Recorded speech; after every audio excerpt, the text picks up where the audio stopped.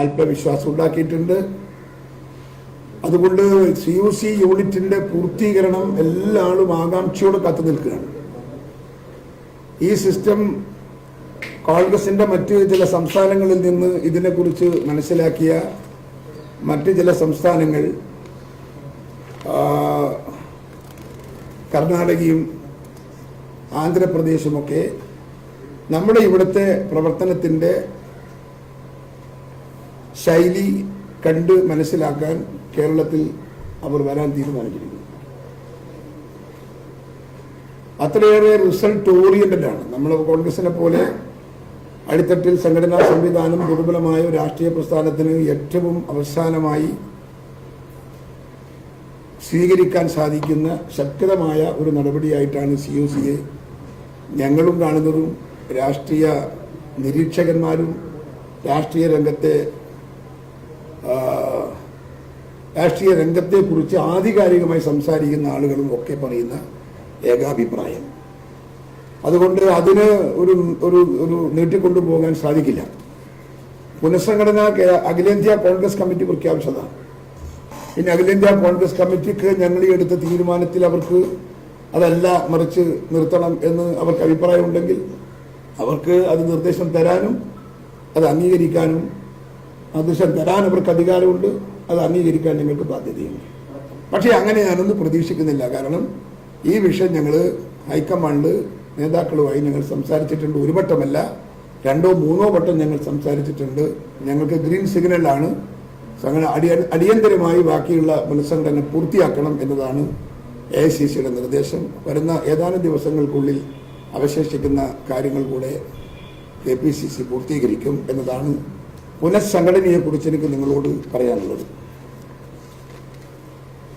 Petrol diesel വിലവർദ്ധനവ് ഒരു അതിനകത്തൊരു ഇളവ് പ്രഖ്യാപിച്ചിരിക്കുന്നു കേന്ദ്ര ഗവൺമെന്റ്. സ്വാഗതം ചെയ്യുന്നു. വൈകിയെങ്കിലും അങ്ങനെ ഒരു സൽബുദ്ധി തോന്നിയതിന് കേന്ദ്ര സർക്കാരിനോട് നന്ദിയുണ്ട്. അതല്ലെങ്കിൽ വളരെ കലുഷിതമായ രാഷ്ട്രീയ സാഹചര്യത്തിലേക്കും സമരത്തിലേക്കും കേരളം മാത്രമല്ല ഇന്ത്യ ഒട്ടുക്കും പോകുമായിരുന്നത് ഒരു പരിധിവരെ തടയിടാൻ ഈ പ്രഖ്യാപനം കൊണ്ട് സാധിച്ചിട്ടുണ്ട്. പക്ഷേ ഈ പ്രഖ്യാപനത്തോട് കേരളത്തിലെ നമ്മുടെ സംസ്ഥാന ഗവൺമെന്റ് എങ്ങനെയാണ് പ്രതികരിക്കുന്നത്?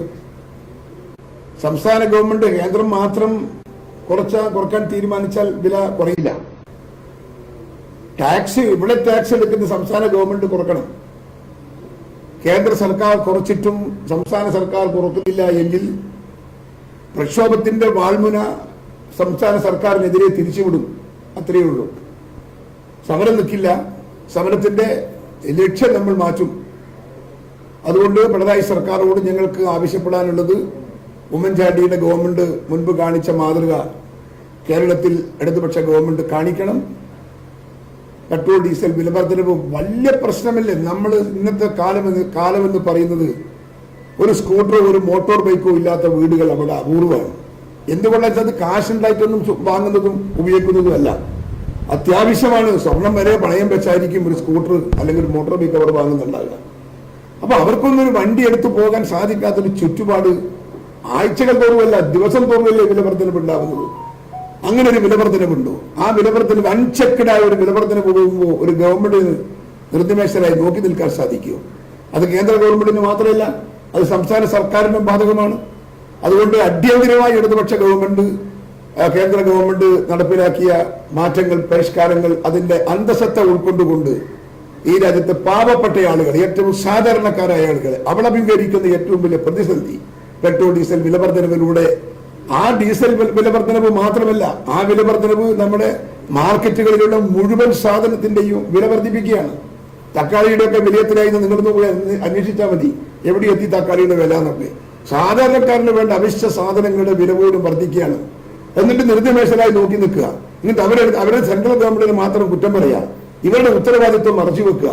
അത് ജനങ്ങളോട് പ്രതിബദ്ധതയുള്ള ഒരു സർക്കാരിന് പറഞ്ഞതല്ല. അതുകൊണ്ട് തിരുത്തണം എന്ന് ഇടതുപക്ഷ സർക്കാരോട് ഞങ്ങൾ ആവശ്യപ്പെടുന്നു. അല്ലെങ്കിൽ നമ്മൾ കേരളത്തിലെ ജനങ്ങളുടെ അതിശക്തിമത്തായ, അത് രാഷ്ട്രീയത്തിന് അതീതമായിരിക്കും. സമരം രാഷ്ട്രീയ പാർട്ടികളല്ല, ജനങ്ങൾ ഏറ്റെടുക്കും, നാട് ഏറ്റെടുക്കും. ആ സമരമുഖത്ത് ഇന്ത്യൻ നാഷണൽ കോൺഗ്രസ് ഉണ്ടാകും. പ്രഖ്യാപിത സമരങ്ങളുമായി ഞങ്ങൾ മുമ്പോട്ട് പോകും. ഇടത് സംസ്ഥാന ഗവൺമെന്റ് ഈ ടാക്സ് കുറക്കണമെന്നൊരിക്കൽ കൂടെ ഞങ്ങൾ ആവശ്യപ്പെടുന്നു.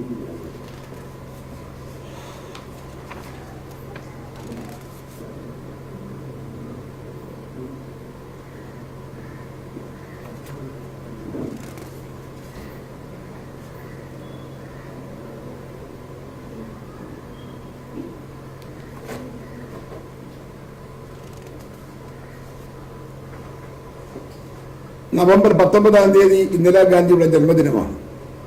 എല്ലാ ബ്ലോക്ക് കമ്മിറ്റികളുടെയും നേതൃത്വത്തിലാണ് ഇത്തവണത്തെ നവംബർ 19 ആചരിക്കാൻ ഞങ്ങൾ തീരുമാനിച്ചത്. ബംഗ്ലാദേശ് യുദ്ധം നടന്ന കാലമാണ്.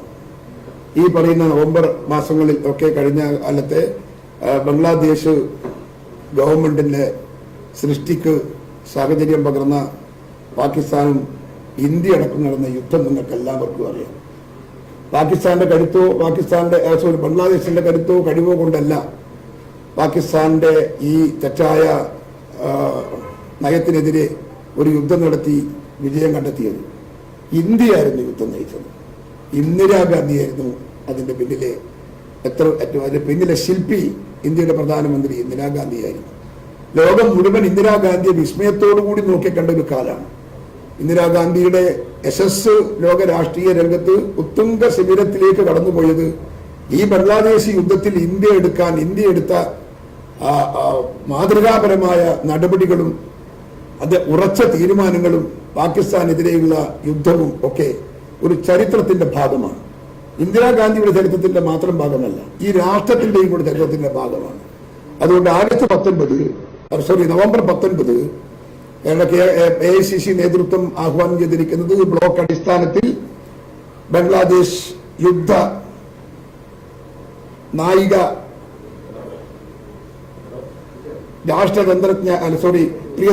പ്രിയദർശിനിയുടെ രാഷ്ട്രതന്ത്രജ്ഞത വെളിവാക്കിയ ഇന്ത്യ പാകിസ്ഥാൻ യുദ്ധം അനാവരണം ചെയ്തുകൊണ്ട് ജനമനസ്സിലേക്ക് അതിന്റെ ചരിത്രത്തിലേക്ക് ആളുകളെ ഒന്ന് കൊണ്ടുപോകാനും ഈ യുദ്ധത്തിൽ പങ്കെടുത്ത പട്ടാളക്കാർ പലരും ഇത് ജീവിച്ചിരിപ്പുണ്ട്, മരിച്ചുപോയവരുമുണ്ട്. മരിച്ചുപോയവരുടെ കുടുംബത്തെയും ജീവിച്ചിരിക്കുന്ന പട്ടാളക്കാരെയും ആദരിച്ച് ഒരു വലിയ ചടങ്ങാക്കി ഒരു ദേശീയ ബോധം ഉയർത്തിയെടുക്കാൻ സാധിക്കുന്ന ഒരു പരിപാടിയായി നവംബർ 19 മാറ്റാൻ തീരുമാനിച്ചിട്ടുണ്ട്. അത് ബ്ലോക്ക് തലത്തിലുള്ള കമ്മിറ്റിയുടെ കീഴിലാണ് ആ പരിപാടികൾ സംഘടിപ്പിക്കുക. നവംബർ 22 ബംഗ്ലാദേശ് മോചനത്തിന്റെ 50ാം വാർഷികത്തോടനുബന്ധിച്ച് തിരുവനന്തപുരത്ത് ഒരു സെമിനാർ നടത്താൻ AICC നിർദ്ദേശിച്ചിട്ടുണ്ട്. അതിനകത്ത് രാജസ്ഥാൻ ഉപമുഖ്യമന്ത്രിയായിരുന്ന സച്ചിൻ പൈലറ്റ് ആ പരിപാടി ഉദ്ഘാടനം ചെയ്യും. ആ പരിപാടി ജില്ലയിലെ എല്ലാ പ്രമുഖ നേതാക്കന്മാരും സംസ്ഥാനത്ത് എത്തിച്ചേരണമെന്ന് നിർദ്ദേശം നൽകിയിട്ടുണ്ട്. കോൺഗ്രസിന് ഒരുപാട് സെല്ലുകളുണ്ട്. സെല്ലുകൾ എന്ന് പറയുന്നത് federal organisation, OBC, minority cell, ഇവരൊക്കെ കഴിഞ്ഞ കാലങ്ങളിൽ ജില്ലാ കമ്മിറ്റി വരെ നമ്മളത് രൂപീകരിക്കാൻ തീരുമാനിച്ചിട്ടുണ്ട്. പക്ഷേ പലയിടങ്ങളിലും അത് താഴെത്തട്ടിലേക്ക് അതിന്റെ രൂപീകരണം പോകുന്നത് സംഘടനാ പ്രവർത്തനത്തിന് വലിയ വിഘാതം സൃഷ്ടിക്കുന്നു എന്ന തിരിച്ചറിവിന്റെ അടിസ്ഥാനത്തിൽ ഈ സെല്ലുകളുടെ രൂപീകരണം ജില്ല വരെ പരിമിതപ്പെടുത്തിക്കൊണ്ട് തീരുമാനമെടുത്തിട്ടുണ്ട്. ആ തീരുമാനം എല്ലാ ബന്ധപ്പെട്ടവരെയും അറിയിച്ചിട്ടുണ്ട്.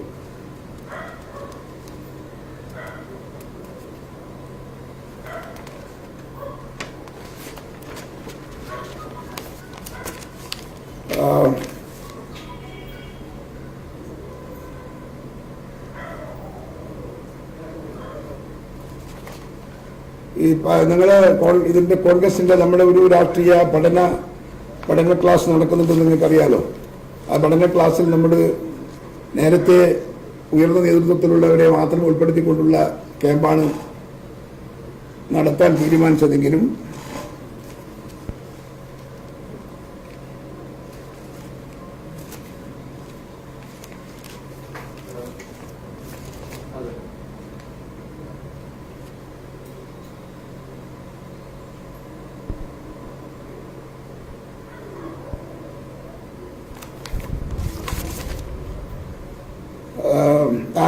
തീരുമാനിച്ചതെങ്കിലും നമ്മുടെ താഴെത്തട്ടിലുള്ള കീഴ് കമ്മിറ്റി ഭാരവാഹികൾക്കും ഈ പരിശീലനം, ഈ ട്രെയിനിങ് അനിവാര്യമാണ് എന്ന് പാർട്ടി വിലയിരുത്തുന്നു. അതുകൊണ്ട് തന്നെ മണ്ഡലം തലത്തിലുള്ള നേതാക്കന്മാർക്ക് ഈ പരിശീലനം ഘട്ടം ഘട്ടമായി മുകളിലോട്ട് ഘട്ടം ഘട്ടമായി നമ്മളെ പൊളിറ്റിക്കൽ സ്കൂളിൽ ക്ലാസുകൾ കൊടുക്കാനും പ്രായോഗികമായ രാഷ്ട്രീയത്തിൻ്റെ എല്ലാ വശങ്ങളും അവരെയൊക്കെ അവെയർ ചെയ്യാനും പഠിപ്പിക്കാനും തീരുമാനിച്ചിട്ടുണ്ട്. അത് നമ്മുടെ ഈ CUC കമ്മിറ്റിയുടെ രൂപീകരണവും ഈ നേതാക്കന്മാർക്കുള്ള പരിശീലനവും കോൺഗ്രസിൻ്റെ അകത്തൊരു അത്ഭുതകരമായ റിസൾട്ട് ഉണ്ടാക്കുമെന്നാണ് ഞങ്ങൾ കണക്കുകൂട്ടുന്നത്.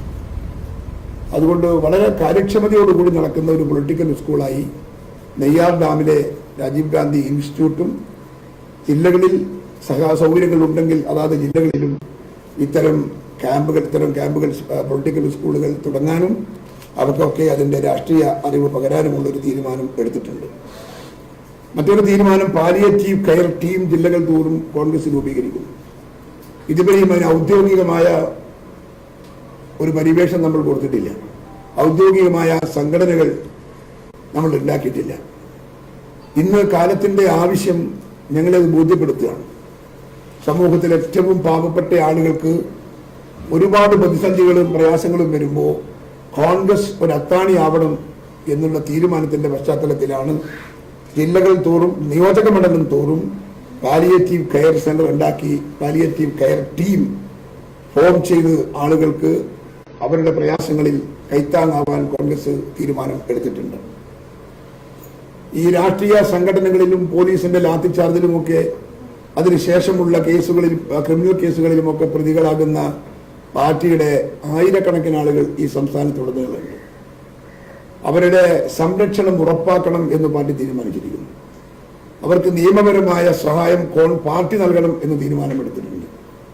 അതിന് എല്ലാ ജില്ലയിലും ലീഗൽ എയ്ഡ് സെല്ലുണ്ടാക്കി ലീഗൽ എയ്ഡ് സെല്ലിലൂടെ നിയമോപദേശം നൽകി നിയമപരമായ സഹായം നൽകി ഒരു സുരക്ഷിത ബോധം പാർട്ടി പ്രവർത്തകന്മാരിൽ ഉണ്ടാക്കാൻ വേണ്ടി പാർട്ടി തീരുമാനിച്ചിട്ടുണ്ട്.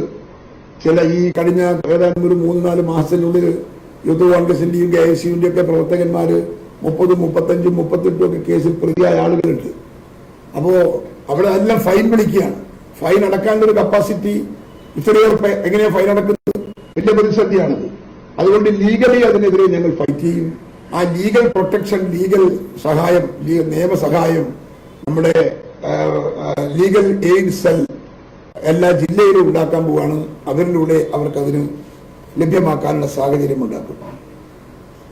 എല്ലാ ജില്ലകളിലും DCCയുടെ നേതൃത്വത്തിൽ വികസന സമിതി രൂപീകരിക്കാൻ എടുത്തതാണ് മറ്റൊരു തീരുമാനം. പ്രാദേശികതല പ്രവർത്തനങ്ങളിൽ, പ്രാദേശികതല വികസനങ്ങളിൽ കോൺഗ്രസിന്റെ സാന്നിധ്യം ഉറപ്പിക്കാനുള്ള ഒരു തീരുമാനത്തിന്റെ ഭാഗമാണ് ഈ വികസന സമിതി. ഇപ്പൊ നമ്മൾ പൊതുവായി മറ്റൊരു ഗവൺമെന്റിന്റെയോ അല്ലെങ്കിൽ പൊതുസംഘടനകളുടെയോ ഒക്കെ വികസനം വരുമ്പോൾ ആ വികസനം അവരുടേതാക്കി അങ്ങ് ഒഴിവാക്കലാണ്. പക്ഷേ നമ്മൾ കോൺഗ്രസ് സ്റ്റഡി നടത്തി, കോൺഗ്രസ് പഠനം എല്ലാ പ്രദേശത്തിന്റെയും വികസനത്തെ കുറിച്ച് പഠനം നടത്തി ഞങ്ങൾ ഉണ്ടാക്കുന്ന ഒരു അജണ്ട, ആ അജണ്ട വെച്ച് ഗവൺമെന്റോടും MP-മാരോടും MLA-മാരോടും അവരുടെ ഫണ്ട് വിനിയോഗിച്ച് ഈ വികസന പ്രക്രിയ മുമ്പോട്ട് കൊണ്ടുപോകാൻ വികസന സമിതി രൂപീകരിക്കാനും പാർട്ടി തീരുമാനിച്ചിട്ടുണ്ട്. മറ്റൊരു ഒരു സുവ്യക്തമായ ഒരു തീരുമാനം, ഈ പാർട്ടിയുടെ അകത്ത് ഒരു രഹസ്യം ചോർന്നു പോകുന്ന അനുഭവമാണ് കഴിഞ്ഞ കുറെ കാലങ്ങളിൽ. APCC ആഫീസിൽ യോഗം ചേരുമ്പോഴും DCC ആഫീസുകളിൽ യോഗം ചേരുമ്പോഴും യോഗ തീരുമാനം എടുക്കുന്നതിന് മുമ്പ് മാധ്യമങ്ങൾക്കും പുറത്ത് മറ്റുള്ളവർക്കും വാർത്ത ചോർത്തി കൊടുക്കുന്ന ഒരു സ്വഭാവം ഈ കോൺഗ്രസിന്റെ അകത്തുണ്ട്. അത് തിരുത്തണം എന്ന് എല്ലാ ആളുകളോടും പാർട്ടി ആവശ്യപ്പെട്ടിട്ടുണ്ട്. തിരുത്താത്ത ആളുകൾ ആര് എന്നത് കണ്ടുപിടിച്ച് അതിന്റെ നവീനമായ മാർഗം ഉപയോഗിച്ച് ആരാണ് ഇത് നടത്തുന്നത് എന്നവരെ കണ്ടുപിടിച്ച് അവരുടെ പേരിൽ കർശനമായ നടപടി ഉണ്ടാകും എന്നതാണ് മറ്റൊരു തീരുമാനം. ഈ നേതാക്കന്മാർക്കെതിരെ സോഷ്യൽ മീഡിയയിൽ നിരന്തരം എഴുതി നേതാക്കന്മാരുടെ മുഖച്ഛായ അല്ലെങ്കിൽ മുഖം വികൃതമാക്കുന്ന അത്യാവശ്യം കുറെ ആളുകൾ പാർട്ടിക്കകത്തുണ്ട്. അവർക്കെല്ലാം ഒരു തവണ ഞങ്ങൾ വാണിംഗ് കൊടുത്തതാണ്. ഒരു തവണ കൂടി അവർക്ക് വാണിംഗ് കൊടുക്കുന്നു. നിർത്തലാക്കുന്നില്ല എങ്കിൽ ഏത് കൊമ്പനായാലും ഏതാളായാലും വാർത്ത, ഇതുപോലുള്ള വാർത്തകൾ സോഷ്യൽ മീഡിയയിലൂടെ നേതാക്കന്മാർക്കെതിരെ, പാർട്ടിക്കെതിരെ, അല്ലെങ്കിൽ സോഷ്യൽ മീഡിയയിൽ പാർട്ടി പറയുന്ന തീരുമാനങ്ങൾ സ്വയം പറയുന്ന ആളുകൾ, അങ്ങനെ അത്തരമുള്ള ആളുകളെയൊക്കെ നിയന്ത്രിക്കണമെന്ന് പാർട്ടി പൊതുവെ ഒരു നിഗമനത്തിലെത്തിയിട്ടുണ്ട്. അതുകൊണ്ട് തന്നെ നമ്മെ സംബന്ധിച്ചിടത്തോളം മറ്റൊരു തീരുമാനം എടുക്കേണ്ടി വന്നത് ഇതാണ്. അങ്ങനെയുള്ള ആളുകളെ കണ്ടെത്തി അവർക്കെതിരെ നടപടിയുമായി പാർട്ടി മുൻപോട്ട് പോകും. അച്ചടക്കം പാലിക്കുന്നതിന്റെ ഭാഗം തന്നെയാണ് ഈ രഹസ്യം ചോർത്തി കൊടുക്കുന്നവർക്കെതിരെയുള്ള നടപടി. ആ നടപടിയെ പാർട്ടി സാധാരണക്കാരായ ആളുകൾ അത് രണ്ട് കൈനീട്ടി സ്വീകരിക്കും എന്ന് ഞാൻ വിശ്വസിക്കുകയാണ്. നവംബർ 19 അത് പറഞ്ഞു.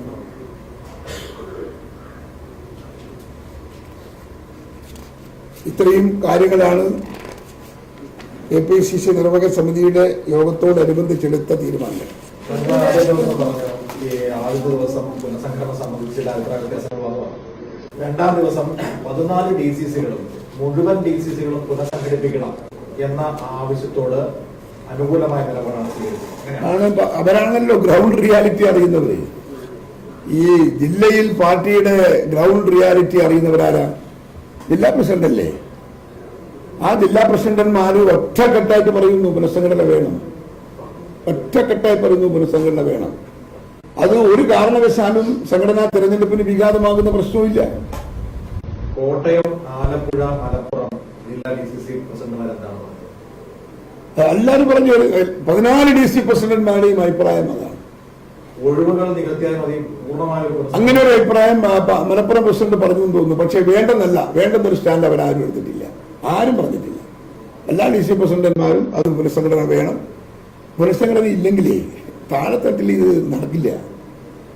മെമ്പർഷിപ്പ് ക്യാമ്പയിൻ നടക്കണ്ടേ? സംഘടനാ തെരഞ്ഞെടുപ്പ് പ്രഖ്യാപിക്കുന്നത് അങ്ങനെയാണെങ്കിൽ അത് ആരാ ആദ്യം പറയേണ്ടത് നമ്മളോട്? ഞങ്ങൾ പുനഃസംഘടന നിർത്തണമെന്ന്. സംഘടനാ തെരഞ്ഞെടുപ്പ് പ്രഖ്യാപിച്ച AICC ആണ്. AICC ഞങ്ങളോട് മുമ്പോട്ട് പോയിക്കൊള്ളാനാണ് പറഞ്ഞത്. പിന്നെ അതിനെ കുറിച്ച് ആത്യന്തികമായി തീരുമാനം എടുക്കേണ്ടത് AICC അല്ലേ, ഹൈക്കമാൻഡ് അല്ലേ? അവരുടെ തീരുമാനം നമുക്ക് അനുകൂലമാണ്, അവരുടെ നിർദ്ദേശപ്രകാരമാണ് ഞങ്ങൾ മുമ്പോട്ട് പോകുന്നത്. അതുകൊണ്ട് അത് നിഷേധിക്കാൻ ആർക്കും സാധിക്കില്ല. വ്യക്തിപരമായ അഭിപ്രായങ്ങൾ ഉണ്ടാകാം. അല്ല, പ്രസിഡന്റ് അങ്ങേക്ക് ഇപ്പോഴും മത്സരിക്കും എന്ന നിലപാടിൽ അതൊക്കെ നേരത്തെ ഒരു വാശി പോലൊരു കമന്റ് പറഞ്ഞതാണ്. അതൊക്കെ ആ സമയത്ത് ആലോചിക്കുക. മത്സരിക്കേണ്ടി വന്ന മത്സരത്തിലൂടെ മാത്രമേ നേതൃസ്ഥാനത്ത് എത്താൻ പറ്റുമെങ്കിൽ മത്സരിക്കാൻ ഒരുപാട് ആളുണ്ടാവും, സ്വാഭാവികല്ലേ? തെറ്റ് തെറ്റില്ല. അപ്പോൾ അങ്ങനെ നിൽക്കുന്ന പ്രസിഡന്റ് തന്നെ ഇങ്ങനെ താല്പര്യം പ്രകടിപ്പിക്കും, പിന്നെ പുനഃസംഘടനയായിട്ട് പോകുന്നതിന്റെ രാഹുൽ, നമ്മൾ AICC തെരഞ്ഞെടുപ്പ് നടക്കാൻ പോകുന്നു, രാഹുൽ ഗാന്ധി പ്രസിഡന്റ് ആവണമെന്ന് ആവശ്യപ്പെടുന്നില്ലേ? ഞാൻ ചോദിക്കുന്ന ആരെങ്കിലുമൊക്കെ മത്സരിച്ച് നേതൃസ്ഥാനത്ത് എത്താനല്ലേ തെരഞ്ഞെടുപ്പ്? അച്ഛന് പറഞ്ഞാൽ മനസ്സിലായല്ലോ. തെരഞ്ഞെടുപ്പ് എന്താ? തെരഞ്ഞെടുപ്പ് എന്ന് പറയുന്നത് പുതിയ നേതൃത്വം വരാനാണ് തെരഞ്ഞെടുപ്പ്. ആ പുതിയ നേതൃത്വം വരാനുള്ള തെരഞ്ഞെടുപ്പിൽ പങ്കാളിത്തം വഹിക്കുമെന്ന് പറഞ്ഞു പോയാൽ എന്താ അതിൽ തെറ്റ്? എന്താ തെറ്റ്? ഞാൻ അങ്ങനെ ജയിച്ചു വന്ന ആളിനാണ്. സംഘടനാ രംഗത്ത്, രാഷ്ട്രീയ രംഗത്ത് ഞാൻ സംഘടനാ രംഗത്ത് മത്സരിച്ച് ജയിച്ചു വന്ന DC പ്രസിഡന്റ. എന്റെ രാഷ്ട്രീയ ഉദയം എവിടെയാണ്? അത് പറഞ്ഞാൽ എന്താ കുഴപ്പം? അതുകൊണ്ട് ഇലക്ഷൻ നടത്തുന്നത് DCC അല്ലല്ലോ, KPCC അല്ലല്ലോ. ഇലക്ഷൻ നടത്തുന്നത് ഇലക്ഷൻ കമ്മീഷൻ. അത് മുകളിൽ വെച്ചിട്ടുണ്ട്. അവരുടെ ആളുകൾ വരും, അവരാണ് നടത്തുന്നത്. ഇൻഡിപെൻഡന്റ് ആയി ഇലക്ഷൻ നടക്കുന്നത് അവരാണ്. മറ്റേ KPCCന്റെ പ്രസിഡന്റാണോ ഇലക്ഷൻ നടത്തുന്നത്? അല്ലല്ലോ. യൂണിറ്റ് കമ്മിറ്റികൾ വഴി അംഗത്വ വിതരണത്തിന് തടസ്സം ഉണ്ടാകുമോ? കാരണം ബൂത്ത് തലത്തിലാണല്ലോ കാലാകാലങ്ങൾ ഭരണഘടന അനുസരിച്ച് അംഗത്വ വിതരണം അവസാനിക്കും. അല്ല, യൂണിറ്റ് തലത്തിൽ അവർ മെമ്പർഷിപ്പ് ചേർക്കുക മാത്രമാണ്. ഈ തെരഞ്ഞെടുപ്പ് പ്രക്രിയയിൽ CUC തെരഞ്ഞെടുക്കണമെങ്കിൽ ഹൈക്കമാൻഡിന്റെ പെർമിഷൻ വേണം. സംഘടനാപരമായി ഇന്നത്തെ ബൈലോ അനുസരിച്ച് നമുക്ക് ബൂത്ത് കമ്മിറ്റി മാത്രമേ ഉള്ളൂ. അതിനപ്പുറത്തോട്ട് ഇത് തെരഞ്ഞെടുക്കണമെങ്കിൽ ഇതൊരു വർക്കിംഗ് അറേഞ്ച്മെന്റ്സ് ആണ് ഞങ്ങൾ ചെയ്തത്. അത് വിത്ത് കൺസെന്റ് ഓഫ് AICC ആണ്. ചോദിക്കാതൊന്നും ഞങ്ങൾ ചെയ്തിട്ടില്ല. ഞങ്ങൾ ഈ പ്രൊജക്ട് എല്ലാം AICCക്ക് നൽകിയിട്ടുണ്ട്. AICCന്റെ ഈ വിഭാഗം കൈകാര്യം ചെയ്യുന്ന നേതാക്കന്മാരെ ഞങ്ങൾ സംസാരിച്ചിട്ടുണ്ട്. ഇപ്പോഴും വളരെ കോൺസ്റ്റന്റായി നമ്മൾ ബന്ധപ്പെട്ടുകൊണ്ടിരിക്കുന്നുണ്ട്. അവരുടെ ഉപദേശ നിർദ്ദേശങ്ങളൊക്കെ തരുന്നുണ്ട്. ഈ വർക്കിംഗ് അറേഞ്ച്മെന്റ് നടക്കുന്ന ഒരു സ്ഥലത്ത് ബൂത്ത് കമ്മിറ്റിയിൽ അല്ലാതെ താഴോട്ട് അംഗത്വം കൊടുക്കുന്നതിന്റെ യുക്തി എന്താണെന്നാണ് ചോദ്യം. ബൂത്ത് കമ്മിറ്റി വരെയാണല്ലോ അംഗത്വം ഇതുവരെ കൊടുത്തുകൊണ്ടിരുന്നത്. അത് ബൂത്ത് തലം ബൂത്ത് തന്നെ ഉള്ള ആണല്ലോ ഈ യൂണിറ്റ് CUC എന്ന് പറയുന്നത് ഈ ബൂത്ത് തന്നെയല്ലേ. ഈ CUCയിൽ അങ്ങനെ അടങ്ങുന്നതാണല്ലോ ബൂത്ത് കമ്മിറ്റി. ഈ ബൂത്ത് കമ്മിറ്റി എന്ന് പറയുന്നത് CUC അംഗങ്ങൾ അടങ്ങുന്നതാണ് ബൂത്ത് കമ്മിറ്റി. അപ്പോ സംഘടന ബൈലോ പ്രകാരം നമുക്ക് ബൂത്ത് കമ്മിറ്റിയാണ്. ആ ബൂത്ത് കമ്മിറ്റിക്ക് ഇപ്പൊ നമ്മൾ ആലോചിക്കുന്നുള്ളൂ. CUC അതിനോടൊപ്പം എടുക്കണോ വേണ്ടിയോ എന്നുള്ളത് ഹൈക്കമാൻഡോട് AICCയോടും അത് ഇലക്ഷൻ കമ്മീഷനോടും അഭിപ്രായം അറിഞ്ഞതിന് ശേഷം മാത്രമേ തീരുമാനിക്കും. അതൊരു വർക്കിംഗ് അറേഞ്ച്മെന്റ്സ് ആണ്. ആ working arrangements after the election also we can do it.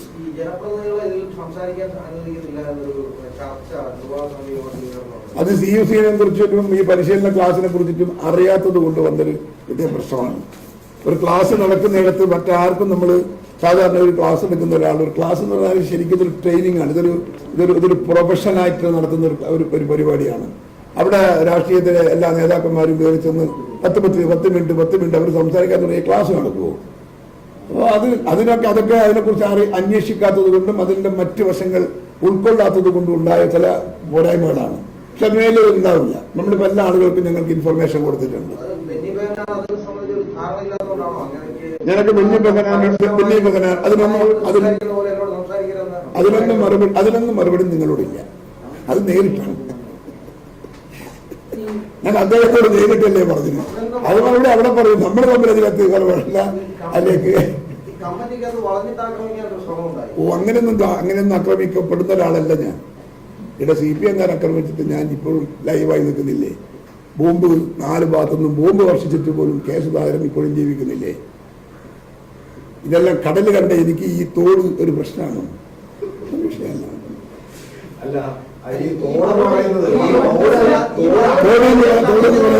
ആ വഴിക്കുള്ള വിമർശനം എന്ന് മാത്രം.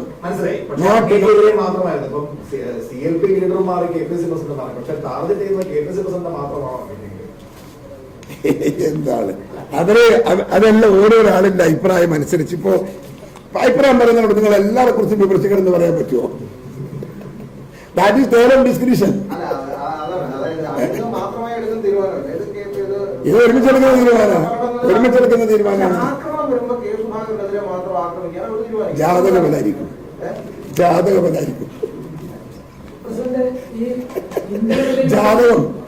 ജാതകമില്ലേ? പ്രസിഡന്റായിരുന്നു ഒരു സംശയം. AI ഗ്രൂപ്പുകളായിരുന്നു കേരളത്തിലെ കോൺഗ്രസിന്റെ കഴിഞ്ഞ തെരഞ്ഞെടുപ്പിലെ പരാജയത്തിന് കാരണം ഗ്രൂപ്പുകൾക്ക് അതീതമായിട്ട് ഒരു സംഘടനാ നേതൃത്വം വരണമെന്നുള്ളതുകൊണ്ടാണ് അങ്ങുൾപ്പെടെയുള്ളവർ പ്രസിഡന്റ് സ്ഥാനത്തേക്ക് വന്നത് എന്നാണ് ഞാൻ മനസ്സിലാക്കുന്നത്. അന്ന് VD സതീശൻ അങ്ങനെ വരുന്നതിന് ശേഷം അങ്ങയുടെ നേതൃത്വത്തിൽ KS ബ്രിഗേഡ് എന്ന് പറഞ്ഞൊരു ഗ്രൂപ്പ് ഉണ്ടാകുന്നു എന്നൊരു ആക്ഷേപം വന്നതായിട്ട് ഒരിക്കലും അവാസ്തവമാണ്. KS ബ്രിഗേഡ് എന്ന് പറയുന്ന എന്റെ എല്ലാ ആളുകൾക്കും ആരാധക വൃന്ദത്തിന്റെ പിന്നെ കമ്മിറ്റികൾ സംഘടനകളുണ്ടെന്ന് നിങ്ങൾക്ക് അറിയാലോ. രാഹുൽ ബ്രിഗേഡില്ലേ? എല്ലാ നേതാക്കന്മാർക്കും ഇഷ്ടപ്പെട്ട അണികൾ എല്ലാ നേതാക്കന്മാരുടെയും പേരിൽ.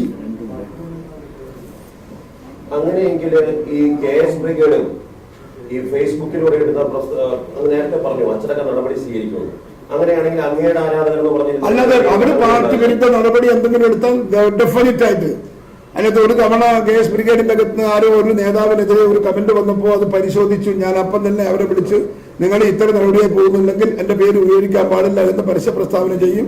അല്ലെങ്കിൽ നിങ്ങൾ ഈ എഴുതിയ ആളെ ഇതിൽ നിന്ന് പുറത്താക്കണം എന്ന് പറഞ്ഞു അയാളെ പുറത്തുവാക്കി.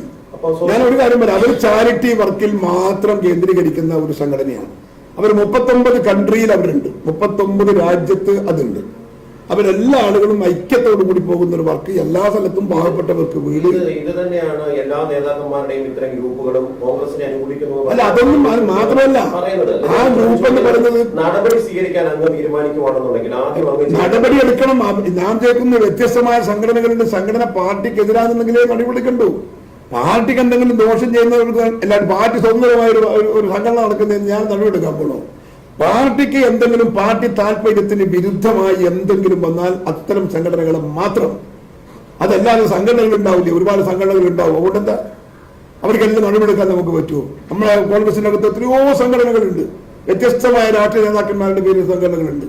ആ സംഘടനകളൊന്നും പാർട്ടി വിരുദ്ധ നടപടി എടുത്തിട്ടില്ല ഇതുവരെ. പാർട്ടി നടപടി എടുക്കുന്നില്ല. പാർട്ടി നടപടി എടുത്താൽ നടപടി വരും. ഒരു സംശയവും വേണ്ട കാര്യത്തിൽ. പക്ഷേ ഈ CUC എന്ന് പറയുന്നത് KS ബ്രിഗേഡിന്റെ ചുമ്മാ വർത്തമാനതൊക്കെ വിവരമില്ലാത്തതുകൊണ്ട് പറയാണ്. എന്താണ് CUC എന്ന് ഗന്ധമില്ലാത്ത ആളുകൾ മാത്രമേ അത്തരം അപക്വമായ അപവാദങ്ങൾ പറയൂ. പഠിക്കണം ആദ്യം. എന്താണ് വാട്ട് ഈസ് CUC, എന്താണ് അതിന്റെ വർക്കെന്താണ്, എങ്ങനെയാണ് അത് രൂപീകരിക്കുന്നത് എന്ന് അതിന്റെ ബാലപാഠം ABCD പഠിക്കാൻ മെനക്കെടാതെ വിമർശനമായിട്ട് വരുന്ന ആളുകൾക്ക് മറുപടി പറയാൻ എനിക്ക് താല്പര്യമില്ല. പ്രസിഡന്റ് 2 ദിവസത്തെ യോഗം കഴിയുമ്പോൾ അങ്ങേക്ക് എന്താണ് തോന്നുന്നത്? കേരളത്തിലെ AI തുടങ്ങിയുള്ള അതിനപ്പുറത്തേക്ക് പാർട്ടി സംഘടനയെ കൊണ്ടുവരാൻ സാധിച്ചിട്ടുണ്ടെന്ന് കരുതുന്നു? നിശ്ചയമായി ഐ ഫീൽ ബെറ്റർ. പാർട്ടി അണികൾ ഗ്രൂപ്പിനെ തള്ളി, ഗ്രൂപ്പിനോട് വിട പറഞ്ഞുകൊണ്ട് തന്നെ താഴെത്തട്ടിൽ പാർട്ടി പ്രവർത്തകന്മാർ സജീവമാണ്. ഇന്നലെ വരെ ഇല്ലാത്തൊരാവേശം എനിക്കറിയാം, മാധ്യമങ്ങൾക്ക് നിങ്ങൾക്കും അറിയാം. അതൊക്കെ ഇത്രയേറെ താഴെത്തട്ടിലെ ഒരു ആവേശം കോൺഗ്രസിനകത്ത് വന്ന കാലം എപ്പോഴാണ്? വേറെ എസ്പെഷ്യലി ചെറുപ്പക്കാരൊക്കെ ആവേശത്തോടു കൂടിയാണ് ഈ CUC മീറ്റിംഗിനകത്ത് പങ്കെടുക്കുന്നത്. നിങ്ങൾ പോയി നോക്കണം. വാർഡ് കമ്മിറ്റി വിളിക്കുമ്പോൾ, ബൂത്ത് കമ്മിറ്റി വിളിക്കുമ്പോൾ 10 ആളില്ലാത്ത സ്ഥലത്ത് ഇപ്പൊ നിങ്ങൾ പോയി നോക്കണം, 100-150 ആള് പങ്കെടുക്കുകയാണ്. സ്ത്രീകളാണ് ഏറ്റവും കൂടുതൽ. അതുകൊണ്ടുണ്ടാകുന്ന മെച്ചെന്ന നമുക്കൊരു സ്ത്രീ ശാക്തീകരണം നടന്നുകൊണ്ടിരിക്കുക CUC-യിൽ. അത് മാത്രമല്ല, കുടുംബമായിട്ടുണ്ടാക്കുന്ന ബന്ധമാണ്. ഞാൻ ഈ 46% നമ്മളെ ഈ പരാജയത്തിന്റെ കാര്യമൊക്കെ പറയുമ്പോൾ ഞാൻ പറഞ്ഞില്ലേ, എന്റെ എന്തുകൊണ്ടാണ് പരാജയം ഉണ്ടാകുന്നത്? പരാജയമുണ്ടായത് കോൺഗ്രസിൽ നിന്ന് ഒരുപാട് ആളുകൾ അകന്നകന്ന് പോയിട്ടുണ്ട്. ഞാൻ ഈ സർവേ നടത്തുമ്പോൾ കോൺഗ്രസ്, CPM, BJP, മുസ്ലിം ലീഗ്, കേരള കോൺഗ്രസ്, പിന്നെ അതിനകത്ത് ഒരു കോളം കൂടെ കൊടുത്തത് സൗഹൃദ ഭവനം. ആ സൗഹൃദ ഭവനം എന്ന് പറയുന്നത് എല്ലാ പാർട്ടിയും ഉൾക്കൊള്ളുന്ന സ്ഥലം. ആ സൗഹൃദ ഭവനം കൊണ്ട് വളരെ സബ്സ്റ്റാൻഷ്യലായ രീതിയിൽ ഈ നമുക്ക് തന്ന റിപ്പോർട്ടിന്റെ അകത്ത് സൗഹൃദ ഭവനുണ്ട് എല്ലാ ബൂത്തിലും. ആ സൗഹൃദ ഭവനത്തിന്റെ പിന്നാമ്പുറം അന്വേഷിച്ചാൽ അറിയാം, അത് കോൺഗ്രസ് വീടായിരുന്നു, കോൺഗ്രസ് ഭവനമായിരുന്നു. മാറ്റിയതാണ്. അതൊക്കെ കണ്ടറിഞ്ഞ് അവരെയൊക്കെ തിരികെ കൊണ്ടുവരലാണ് ഈ യൂണിറ്റ് കമ്മിറ്റിയുടെ ഉത്തരവാദിത്വം. അതെന്താണ് എന്നറിയാതെ, അതിന്റെ ഗുണമെന്താണ്, റിസൾട്ട് എന്താണ് എന്നറിയാതെ അതിനെക്കുറിച്ച് വിമർശിക്കുന്നവര് കുരുടൻ ആനയെ കാണാൻ പോയ പോലെയാണ്. ചുരുക്കത്തിലെ ഗ്രൂപ്പ് മാനേജർമാർ, നേതാക്കന്മാരൊക്കെ കുരുടന്മാർ. അവർക്ക് ആശങ്ക ഉണ്ടാവാം. എനിക്കത് മൈൻഡ് ചെയ്യേണ്ട കാര്യമില്ല. ഗ്രൂപ്പ് നേതാക്കന്മാർക്ക് ആശങ്കയുണ്ടോ എന്നുള്ളത് അന്വേഷിക്കേണ്ട കാര്യം എന്റെ ബാധ്യതയല്ല. പാർട്ടിയുടെ കാര്യം അന്വേഷിക്കാൻ മാത്രമേ എനിക്ക് ബാധ്യതയുള്ളൂ. എന്നെ ഏൽപ്പിച്ചത് പാർട്ടി പ്രവർത്തന, ഗ്രൂപ്പിന്റെ മാനേജ്മെന്റ് എന്നെ ഏൽപ്പിച്ചിട്ടില്ല. ഞാൻ ഗ്രൂപ്പിൽ വന്നു എന്ന് പറഞ്ഞാൽ ഗ്രൂപ്പിന്റെ അകത്ത് പറഞ്ഞല്ലോ, ഞാൻ 97-ലെ തെരഞ്ഞെടുപ്പിൽ ഗ്രൂപ്പില്ല എന്ന് പറഞ്ഞാൽ പിന്നെ എന്റെ ഗ്രൂപ്പ് എന്താണെന്ന് നിങ്ങൾക്ക് മനസ്സിലായില്ലേ? 92 അവസാനത്തെ തെരഞ്ഞെടുപ്പിൽ ഞാൻ ഗ്രൂപ്പ് രഹിതനാണ്, ഗ്രൂപ്പില്ല. തെരഞ്ഞെടുപ്പിൽ 92-ൽ DCC പ്രസിഡന്റ് സമ്മതിച്ചു. പക്ഷേ DCC പിടിക്കുന്നത് പോലെ സംസ്ഥാനം പിടിക്കാൻ പറ്റും? പിടിക്കലൊന്നും ഇല്ലാത്തില്ല. എന്ത് പിടിക്കൽ വന്നിരുന്ന യുദ്ധമാണോ? പാർട്ടി പ്രവർത്തകർക്ക് അഭിമതനാണ് എങ്കിൽ അവരെ തെരഞ്ഞെടുക്കുന്നല്ലേ തെരഞ്ഞെടുപ്പ്. അതിലെന്ത് പിടുത്തം വന്നിന്? തെരഞ്ഞെടുപ്പ് അംഗ പ്രസിഡന്റ് ആയിരിക്കുമ്പോൾ അട്ടിമറിക്കപ്പെടുമോ എന്നുള്ള ആശങ്ക. അതാ ഞാൻ പറഞ്ഞത്, അതൊക്കെ ഇതിന് ഒടക്ക് വെക്കാനുള്ള ചില ന്യായങ്ങൾ എന്നതിനപ്പുറത്ത് വസ്തുനിഷ്ഠമേ അല്ല.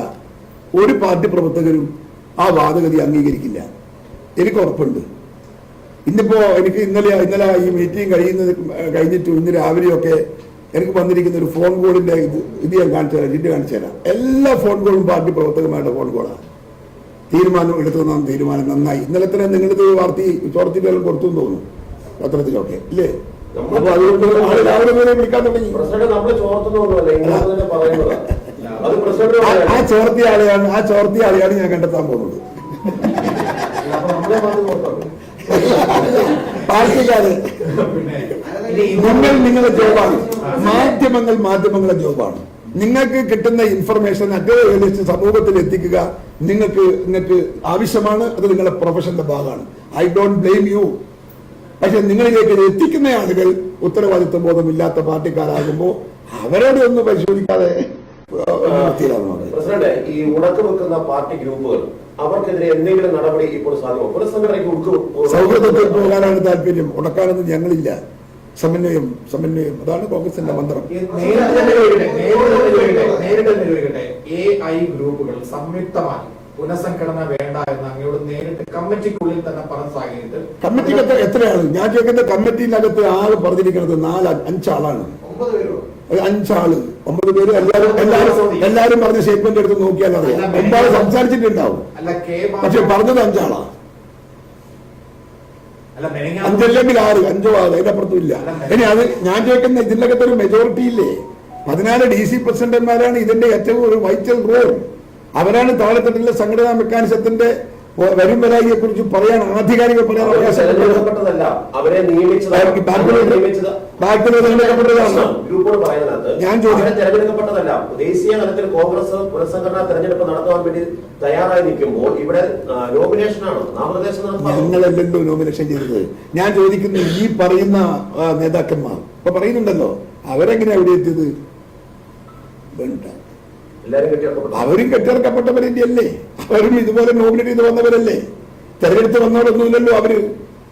അപ്പൊ ആ മഹത്വം ആർക്കും പറയാൻ അവകാശപ്പെടാനൊന്നും സാധിക്കില്ലല്ലോ. അവരും എല്ലാവരും ഒരുപോലെ തന്നെ. ഈ പാർട്ടിയിലുള്ള എല്ലാ ബൂത്ത് പ്രസിഡന്റ് മുതൽ KPCC പ്രസിഡന്റ് വരെ എല്ലാം തെറ്റിത്തൂക്കി വന്നവർ തന്നെയാണ്.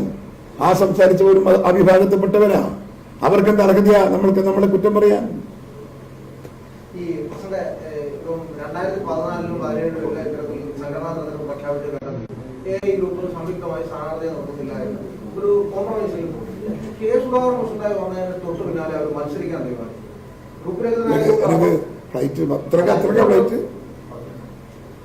ഫ്ലൈറ്റിന് പോകേണ്ടതാണ്. ഇത് ഒന്നും കൂടെ പറഞ്ഞ ചോദ്യം ഒന്നും കൂടെ പറഞ്ഞു. അതായത് മുല്ലപ്പള്ളി വന്നപ്പോഴും VM സുധീരൻ വന്നപ്പോഴും എല്ലാം സംഘടനാ തെരഞ്ഞെടുപ്പിന്റെ ഇതുണ്ടായിരുന്നു. അപ്പൊ മത്സരിക്കുന്നില്ല എന്നവർ തീരുമാനിച്ചു. മത്സരം വേണ്ട എന്നവർ എഴുതി കൊടുക്കുന്നു. ഇതായി പോയി. K. സുധാകരൻ വന്നപ്പോൾ മാത്രം എന്താണ് ഇത്തരത്തിൽ ഞാനൊരു കാര്യം പറയട്ടെ. ഇത് ഞാനിപ്പോ ഇന്ന് എനിക്ക് മത്സരിക്കാൻ വേണ്ടി ഒന്നും പറയുന്നതല്ല. കോൺഗ്രസിനെ പോലത്തെ ഒരു രാഷ്ട്രീയ പ്രസ്ഥാനത്തിനകത്ത് ഡെമോക്രസി വേണമെന്നും എത്രയോ വർഷമായി ഞാൻ രാഹുൽ ഗാന്ധിനെയും അതുപോലെ സോണിയാജിയെയും പാടത്തെയൊക്കെ ഞാൻ കണ്ടപ്പോൾ കാണുന്ന എല്ലാ അവസരത്തിലും ഞാൻ ഓർമ്മിപ്പിക്കുന്ന ഒരു വിഷയമാണ് ഇലക്ഷൻ, സംഘടനാ ഇലക്ഷൻ.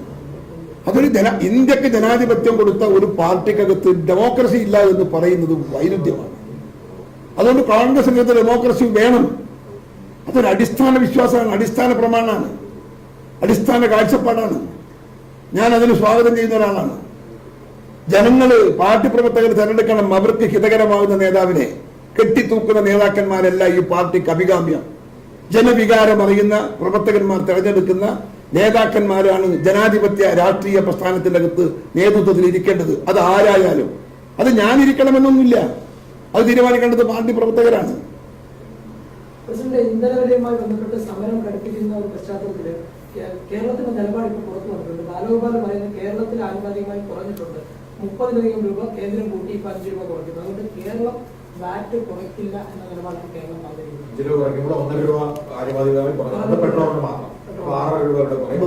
ബാക്കിയുള്ളത് പെട്രോളിന് മാത്രമേ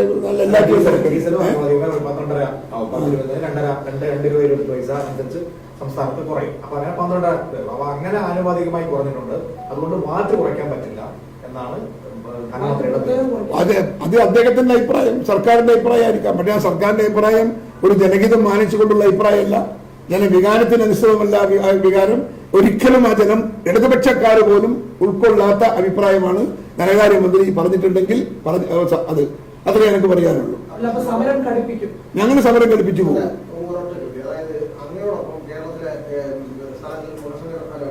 അപ്പോയിന്റ് ചെയ്യപ്പെട്ട സ്ഥലങ്ങളിലെല്ലാം സംഘടനാ തലത്തിൽ പ്രഖ്യാപിച്ച സാഹചര്യത്തിൽ പുനഃസംഘടന നിർത്തിവെച്ചിരിക്കുന്നു എന്നാണ് ഗ്രൂപ്പുകൾ പറയുന്നത്. ഞങ്ങൾക്കറിയില്ല എവിടെയാ നിർത്തിവെച്ചതെന്ന് എനിക്കറിയില്ല, എന്റെ അറിവിലില്ല. അത്രയും സമരത്തിന്റെ ദിശ കൂടി സംസ്ഥാന സർക്കാർ മാറും. സ്വാഭാവികല്ലേ? ജനങ്ങളുടെ വിഭാഗത്തിന് അംഗീകാരം കൊടുക്കുന്നില്ല, അത് ഉൾക്കൊള്ളാത്തൊരു സർക്കാരിനെതിരെ അല്ലേ നമ്മൾ തിരിയേണ്ടുന്നത്? എന്ത് പറഞ്ഞാലും മോഡിയെ എന്ത് വിമർശിച്ചാലും മോഡി പിന്നെ അവസാന കാലം അവർ ഈൽഡ് ചെയ്തല്ലോ. അതുപോലെ ഈൽഡ് ചെയ്യാൻ മുഖ്യമന്ത്രിക്കും ഇവിടുത്തെ ഗവൺമെന്റിനും ബാധ്യതയില്ലേ? BJP ഗവൺമെന്റിന് മാത്രമാണോ ബാധ്യത? അവര് ചെയ്തപ്പോ അവർക്കെതിരെ ഇടതുപക്ഷക്കാർ വാളൊന്നില്ലേ?